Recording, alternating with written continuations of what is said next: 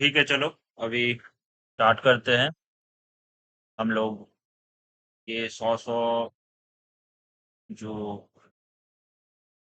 Grammar question है वो solve करना स्टार्ट करते हैं। ठीक है, सबसे पहले तो पहला वाला क्वेश्चन एक बार आप देख लो।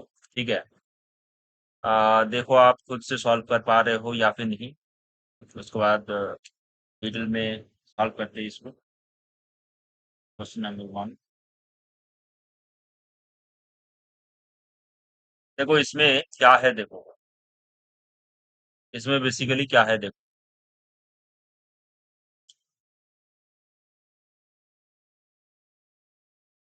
क्वेश्चन क्या है। Neither the lead singer nor the backup dancer was prepared for the power outage। ठीक है, तो इसमें से क्या गलत होगा।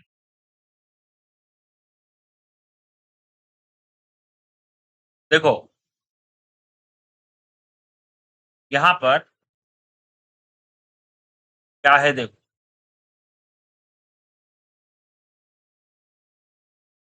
देखो जो यहाँ पर है ना कि neither the lead singer nor the backup dancer was, है ना, वो was को हटाकर हमें वेयर करना हो। ठीक है, अब ये क्यों है, ये देखो was क्या है, was है हमारा सिंगुलर भाग। ठीक है, और वेयर है हमारा प्लूरल भाग। ठीक है? और इसमें बैकअप डांसर जो है ना उसके साथ वेयर एग्री करता है। क्यों, देखो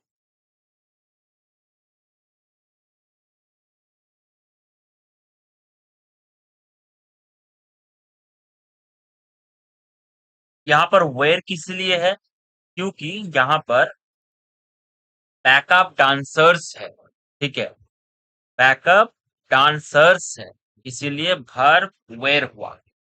ठीक है, यहाँ पर मान लो neither the backup dancer nor the lead singer. ठीक है, तब वहां पर वाज होता। ठीक है, सिंपल सी चीज क्या है कि जब भी कोई भी सेंटेंस, ठीक है, कोई भी सेंटेंस मान लो उसमें एक कोरिलेटिव कंजंक्शन अगर है, ठीक है, कोरिलेटिव कंजंक्शन जैसे कि नाइदर नॉर।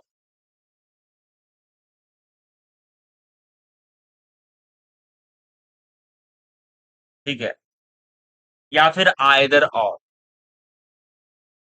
तो जो वर्ब है ना वो सब्जेक्ट के जो क्लोज्ड जो वर्ब है उसके टेंस के अकॉर्डिंग, उसके नंबर के अकॉर्डिंग होगा। ठीक है, तो बैकअप डांसर्स यहाँ पर क्या है, प्लूरल, प्लूरल है, तो इसीलिए यहाँ पर वाज ना होकर वेर हो। चलो, पहला वाला क्वेश्चन तो अच्छे से हम लोगों ने समझ लिया। अभी दूसरा वाला क्वेश्चन, दूसरा वाला जो क्वेश्चन है वो देख लो, ये वाला। एक बार देख कर मुझे बताओ कि आप खुद से सॉल्व कर पा रहे हो या फिर नहीं।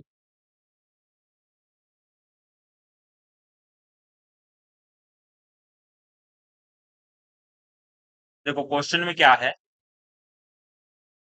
The criteria for the scholarship award is becoming increasingly,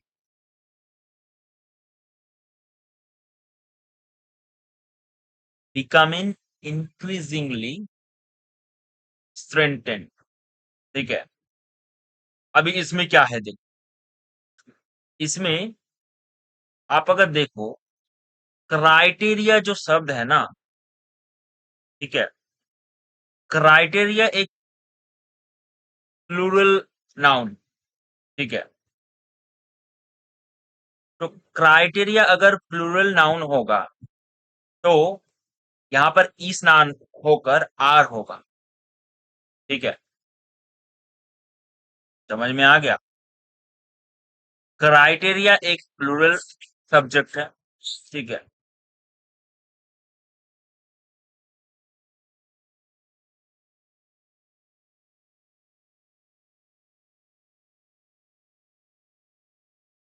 plural subject क्या है? क्राइटेरिया।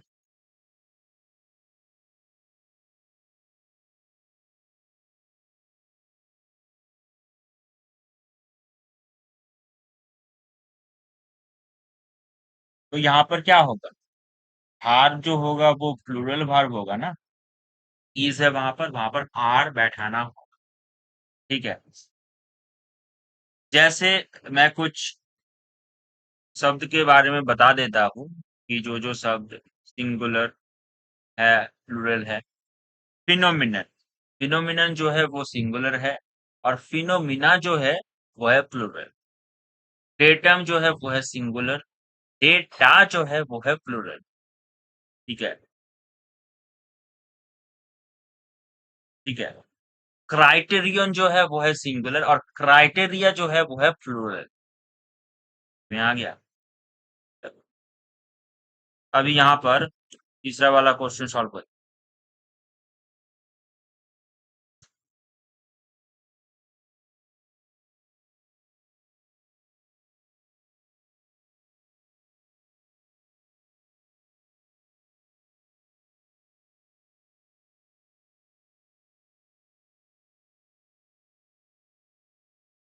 तो तीसरे वाले सेंटेंस में क्या है? If the CEO was to resign, the company stock would plummet, plummet. तो देखो यहाँ पर क्या है, देखो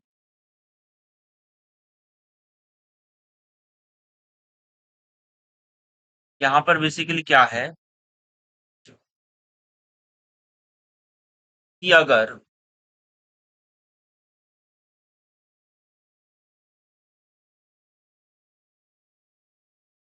कंडीशन क्या है, कंडीशन ये है कि सीईओ रिजाइनिंग, ठीक है।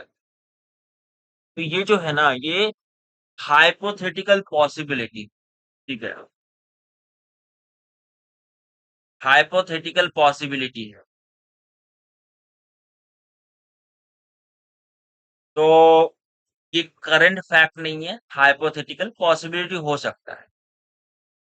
अगर हाइपोथेटिकल कुछ सिचुएशन हो, ठीक है, तो उस टाइम पर हमें, देखो हाइपोथेटिकल जब भी सिचुएशन हो तो उस टाइम पर हमें इफ स्टेटमेंट यूज करना होगा, और उसके साथ साथ वेयर यूज करना होगा, ठीक है। अभी इसमें क्या है, इसमें है वास, ठीक है। और वास हमें क्या बताता है? हमें रियलिटी से थ्योरी में हमें वास, वास जो है वो इंडिकेट करता है रियलिटी से थ्योरी में, ठीक है। तो मतलब कि जब भी हाइपोथेटिकल आउटकम्स आएंगे तब हमें क्या करना होगा? इफ, उसके बाद सब्जेक्ट, उसके बाद वेयर, उसके बाद टू, ठीक है, टू आर, ठीक है। समझ में आ गया? चलो, तो पार्ट बी इज और एरर, ठीक है। पास ना होकर वेयर होगा, ठीक है। If the CEO were to resign, the company stock would plummet, ठीक है।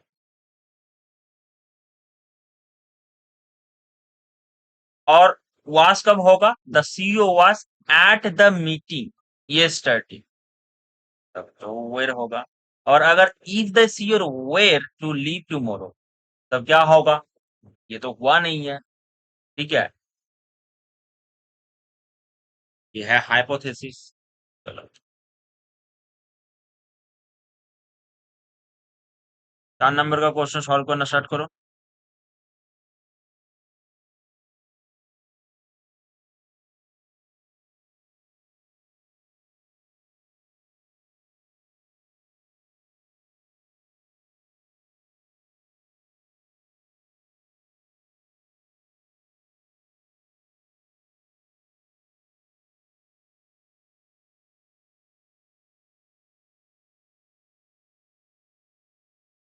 चलो 4 नंबर के क्वेश्चन को देख लेते हैं। 4 नंबर के क्वेश्चन में बताया क्या जा रहा है, each of the participants in the study are expected to sign a non-disclosure agreement। अच्छा, इसमें ईच रूल यूज करना होगा। ईच रूल के बारे में पता है?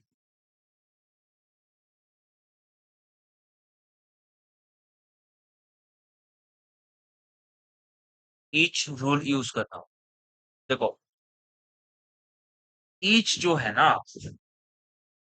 ये बेसिकली एक इंडेफिनाइट प्रोनाउन, ठीक है। मतलब कि इसका जो प्रोनाउन सेंस है वो इंडेफिनाइट है, तो ये जो है ये हमेशा सिंगुलर ही रहेगा, ठीक है।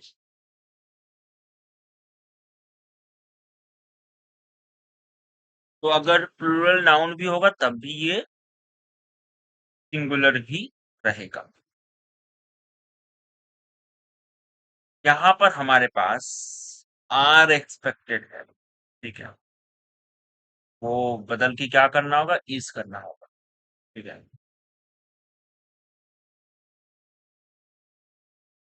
समझ में आ गया? तो मतलब इज ना होकर आ, सॉरी, आर ना होकर इज होगा, ठीक है। समझ में आ गया? चलो चौथा नंबर, 5वां नंबर का क्वेश्चन सॉल्व करते हैं।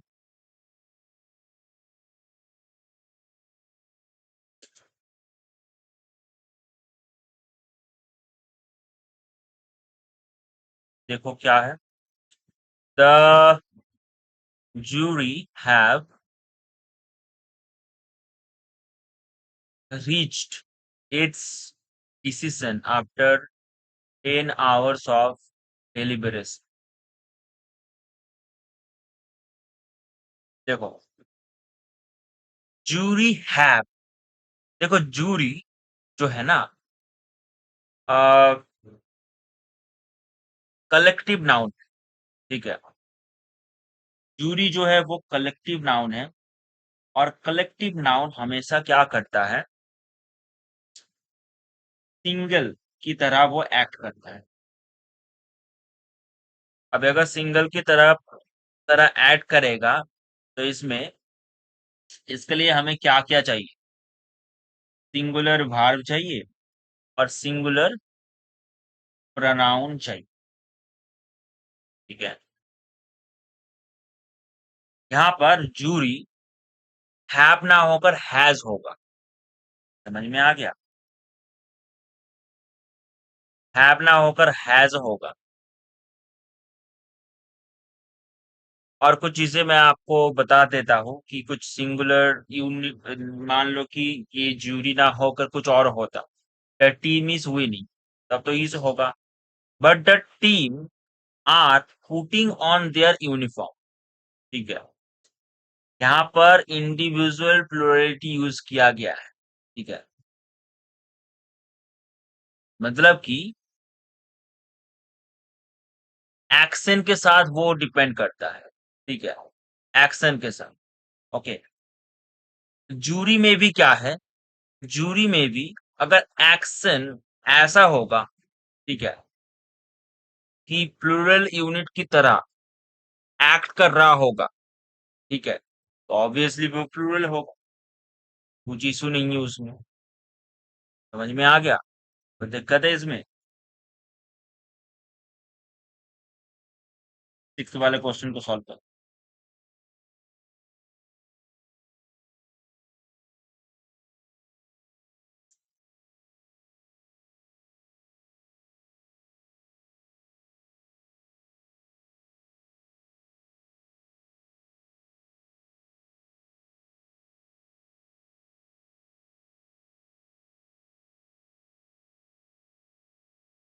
6 वाले क्वेश्चन को देखकर कन्फर्मली आप मुझे बताओ कि आप ये सॉल्व कर पा रहे हो या।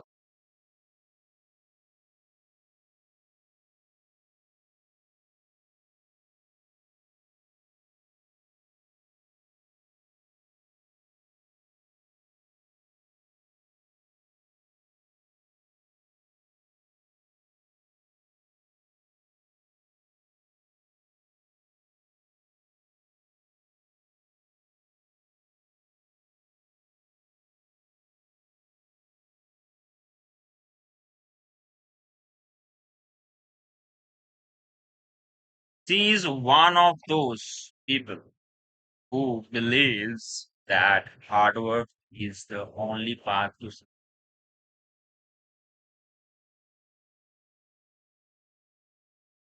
देखो,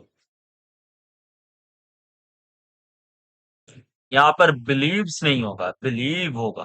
बिलीव क्यों होगा? क्योंकि यहाँ पर रिलेटिव प्रोनाउंस यूज हुआ है। अभी ये रिलेटिव प्रोनाउंस क्या है देखो, जब भी वन ऑफ दोस यूज होगा ना,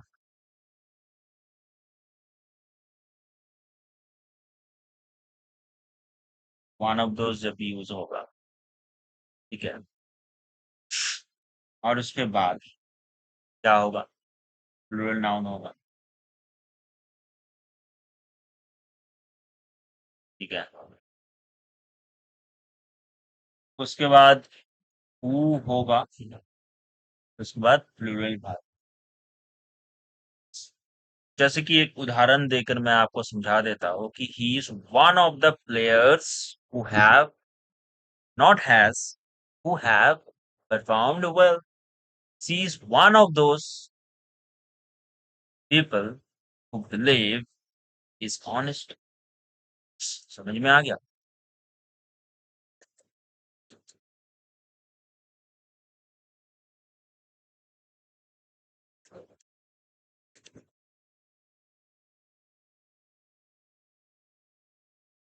समझ में आ गया? दिक्कत है इसमें?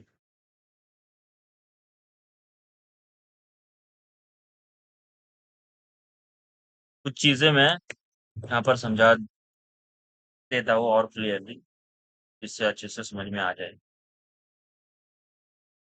कि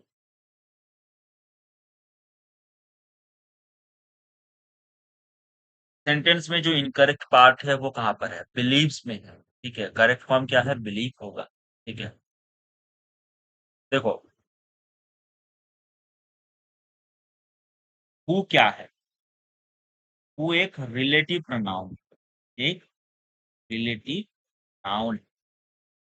और अगर एक रिलेटिव प्रोनाउन क्या होगा?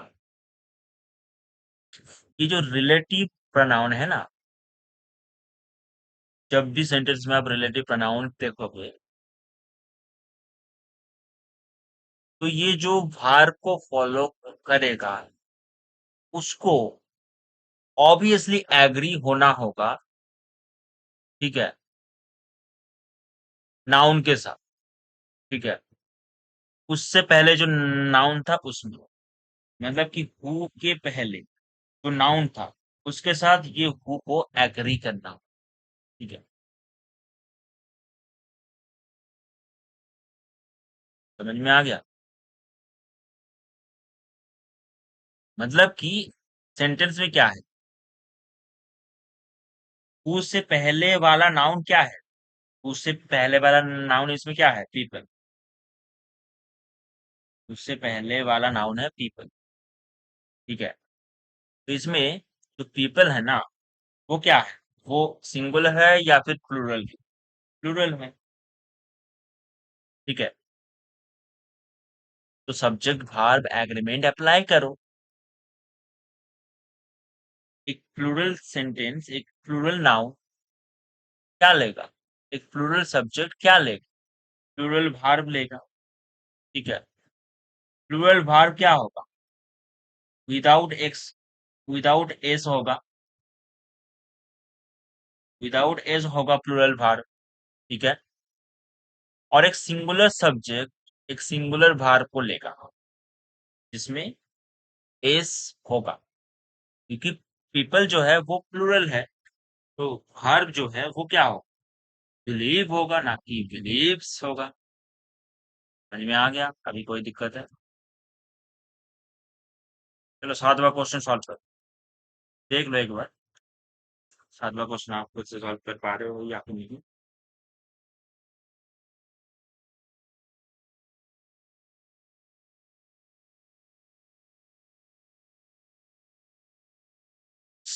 अच्छा, not only did the storm damage the roof, but it also has flooded the basement. Okay. इसमें क्या है? हैज फ्लडेड है, ठीक है। हैज नहीं होगा, सिर्फ फ्लडेड होगा। क्यों? ये फ्लडेड क्यों होगा? समझ लेते हैं।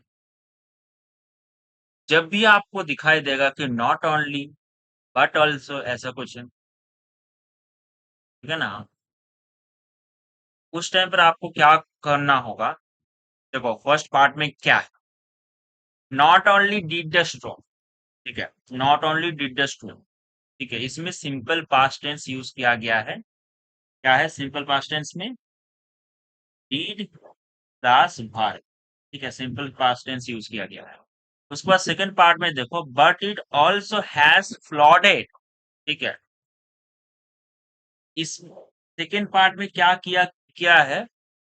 प्रेजेंट परफेक्ट टेंस यूज किया गया है, ठीक है। क्योंकि क्या है? हैज प्लस पास्ट पार्टिसिपल, ठीक है। इसमें एक कन्फ्लिक्ट है, ठीक है।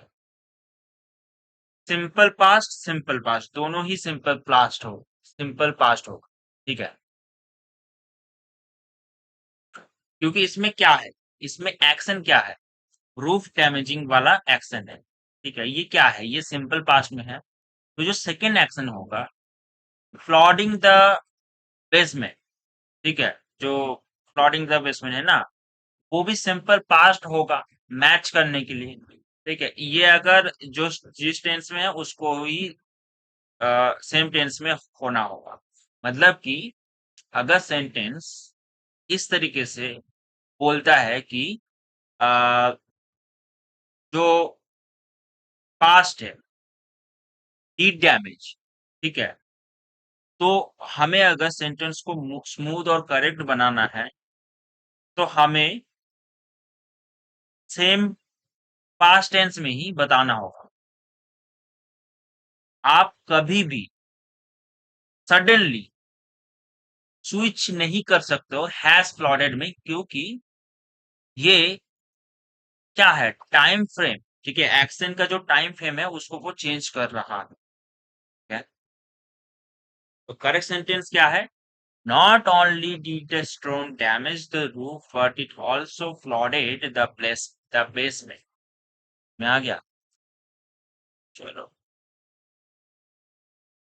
8 वाला क्वेश्चन सॉल्व करते हैं।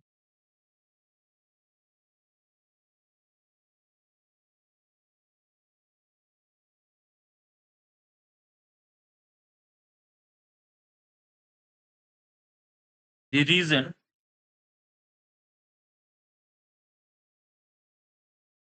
the reason for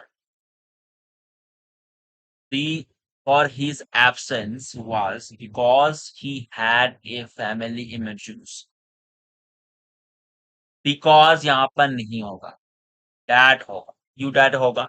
देखो रिडंडेंसी का प्रॉब्लम, ठीक है। रिडंडेंसी का क्या है? ये रिडंडेंसी क्या है? इसमें जो वर्ड है ना, रीजन जो वर्ड है ना, रीजन जो वर्ड है ना, वो हमें पहले से ही ये बताता है कि एक कारण, एक कॉज या फिर क्यू, ठीक है। ये जो वर्ड है ना, बिकॉज, ये हमें ये भी हमें एक कॉज के साथ ही इंट्रोड्यूस करता है। तो सेंटेंस में दोनों ही एक साथ अगर हम लोग यूज करेंगे, ठीक है, तो हमारे स्ट्रक्चर में द रीजन वाज बिकॉज मतलब कि ये रिडंडेंट, ठीक है, सुपरफ्लुअस, ठीक है। दो ही चीज को हम लोग बार बार बताते हैं, ये सेम ही चीज है, रिडंडेंसी हो, ठीक है। तो क्योंकि जो ये रीजन है ना, वो सब्जेक्ट है सेंटेंस का, और कॉम्प्लीमेंट क्या है कि जो भार मतलब कि वास के बाद हमें एक नाउन क्लॉज चाहिए, ठीक है, ये जो थॉट है उसको कंप्लीट करने की, ठीक है। उसके बाद एक कनेक्टर आएगा, कंजंक्शन की दैट, ठीक है। तो ये जो दैट है ना, वो नाउन क्लॉज को इंट्रोड्यूस करता है। बिकॉज जो है ना, देखो, ये जो दैट है ना, ये दैट क्या करता है, ये नाउन क्लॉज को इंट्रोड्यूस करता है। और ये जो बिकॉज है ना, बिकॉज है, बिकॉज हमें, ठीक है, एडवर्बल क्लॉज को इंट्रोड्यूस करता है।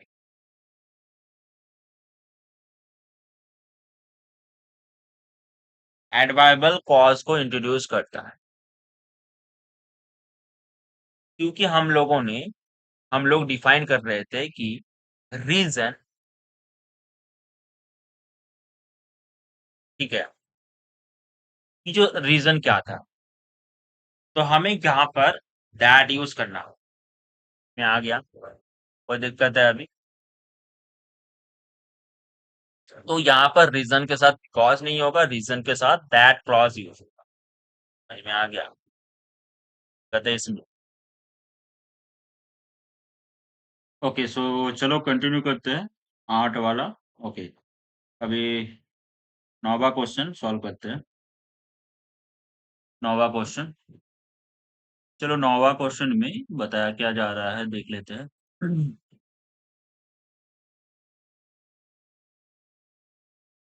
Between you and I, the results of the experiment are inconclusive।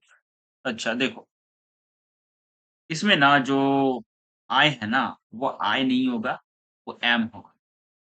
M क्यों होगा, देख लेते हैं।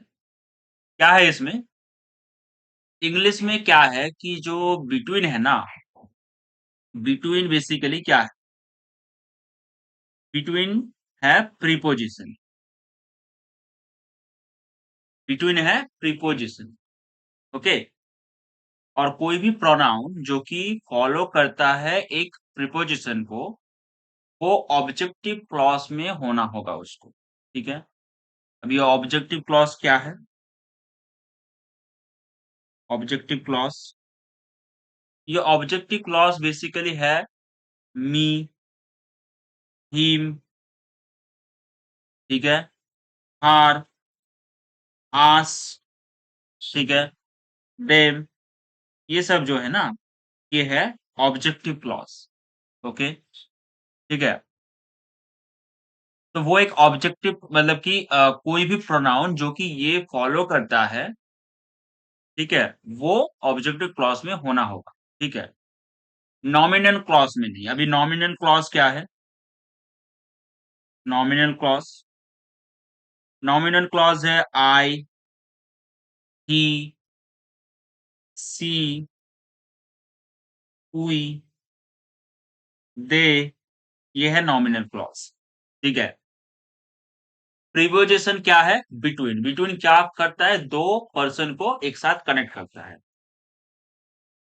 पहला प्रोनाउन क्या है, हमारे पास पहला प्रोनाउन है यू, ठीक है।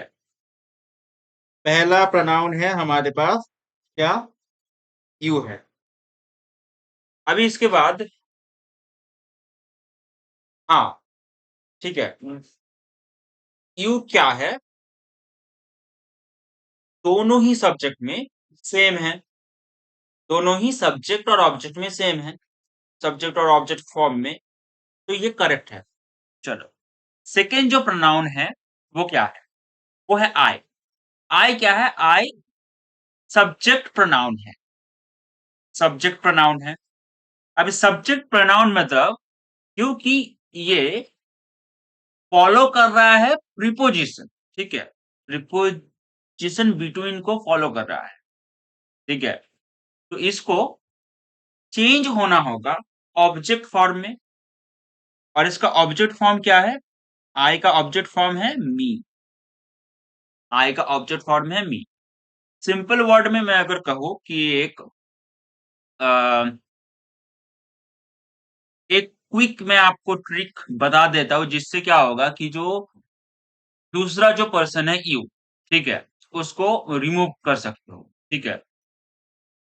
और देख सकते हो कि अगर ये जो सेंटेंस है वो सुनाई ठीक से दे रहा है या फिर नहीं, ठीक है?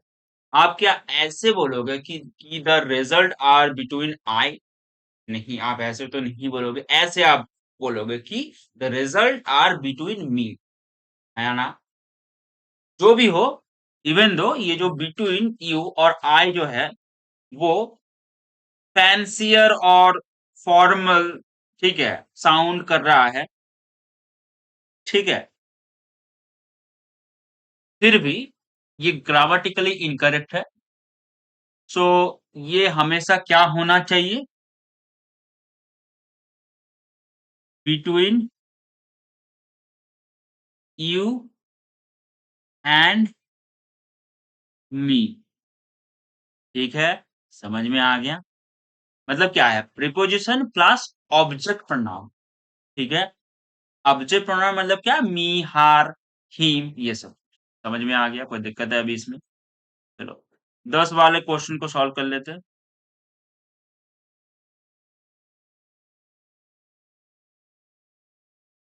टारगेट हम लोग लेकर चल रहे थे कि 100 क्वेश्चन सॉल्व करेंगे, but I think 100 question solve नहीं हो पाएगा, 10 ही क्वेश्चन सॉल्व हो पाएगा। उसके बाद हमें कुछ और करना होगा, ठीक है? तो मैं ये जो टाइटल है, थंबनेल है, वो चेंज करके मैं 10 करवा दूँगा। चलो इसमें क्या है? Having finished the report, the computer was shut down. देखो, मैं जल्दी से जल्दी से 100-100 क्वेश्चन में सॉल्व करवा सकता हूँ, उससे कुछ फ़ायदा नहीं होगा। हमें अच्छे से समझना हो।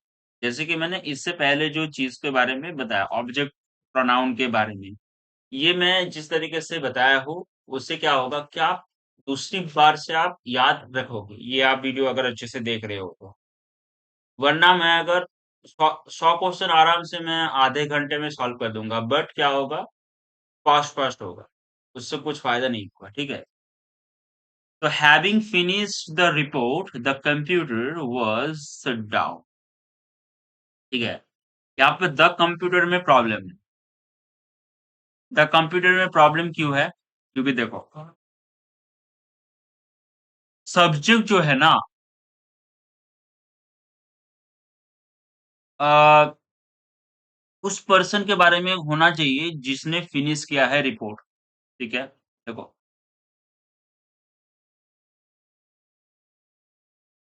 जब भी कोई सेंटेंस ना जब भी कोई सेंटेंस मान लो स्टार्ट होता है एक पार्टिसिपल फ्रेज के साथ, ठीक है? पार्टिसिपल फ्रेज मतलब क्या है? हैविंग फिनिश्ड द रिपोर्ट, ठीक है?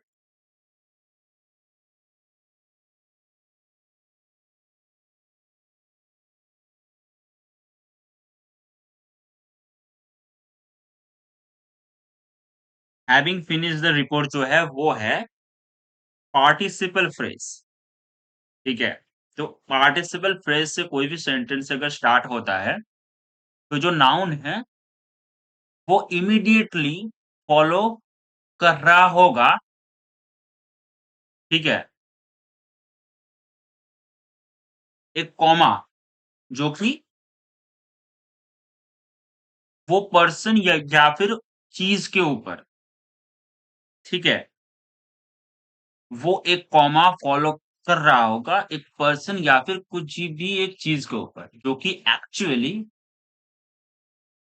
उस एक्शन को परफॉर्म कर रहा है। चीज़ को मैं थोड़ा-सा और अच्छे से मैं बता देता हूँ। यहाँ पर एक्शन क्या है? हैविंग फिनिश्ड द रिपोर्ट, ये है एक्शन, ठीक है? अब लॉजिकल सब्जेक्ट क्या है? किसने फिनिश किया रिपोर्ट को? ऑब्वियसली एक ह्यूमन बीइंग ने।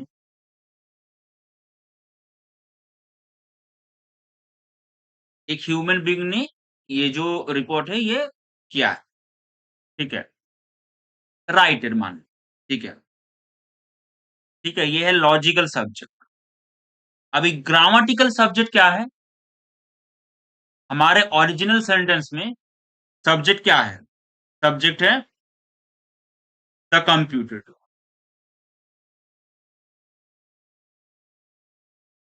द कंप्यूटर है हमारे सब्जेक्ट, ग्रामेटिकल सब्जेक्ट है। इसमें इसमें मिसमैच क्या हो रहा है? ये ऐसा सुनाई दे रहा है कि कंप्यूटर ने फिनिश किया है रिपोर्ट को और उसके बाद खुद ही शट डाउन कर दिया, जो कि लॉजिकली इम्पॉसिबल है ना। अभी इसको फिक्स कैसे कर सकते हैं? हमें मेन जो क्लॉज है ना वो चेंज करना होगा, ताकि जो लॉजिकल डूअर है ना उस एक्शन का वो सब्जेक्ट बन जाए। ठीक है, देखो दो दो यहाँ पर करेक्शन किया जा सकता है। पहला करेक्शन के बारे में मैं बात करता हूँ कि having finished the report I shut down the computer. मतलब कि पर्सन जो है वो आई आई ने फिनिश किया रिपोर्ट को। दूसरे तरीके से हम लोग इसको करेक्शन कर सकते हैं, after the report was finished the computer was shut down. ठीक है, तो मतलब कि फ्रेज को हम लोगों ने क्लॉज से चेंज कर दिया। ठीक है, ठीक है, मतलब कि फॉर्मूला क्या है कि पार्टिसिपल फ्रेज अगर होगा वो लॉजिकल डूअर में ट्रांसफर कर दो। सही क्या होगा? Having finish the report I shut down the computer. ठीक है,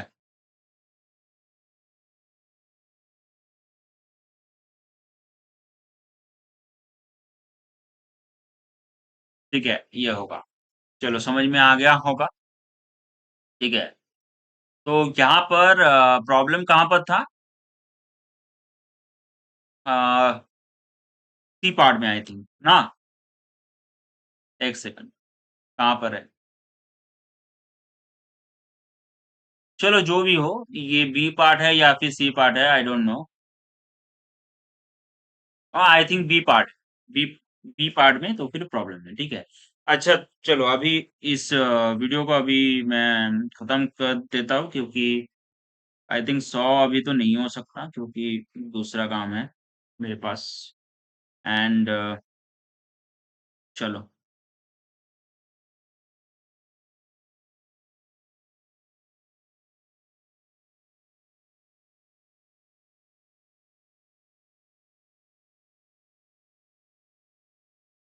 तो अगर कोई भी क्वेश्चन है पूछ लेना यहाँ पर। ठीक है, चलो ठीक है, बाय बाय।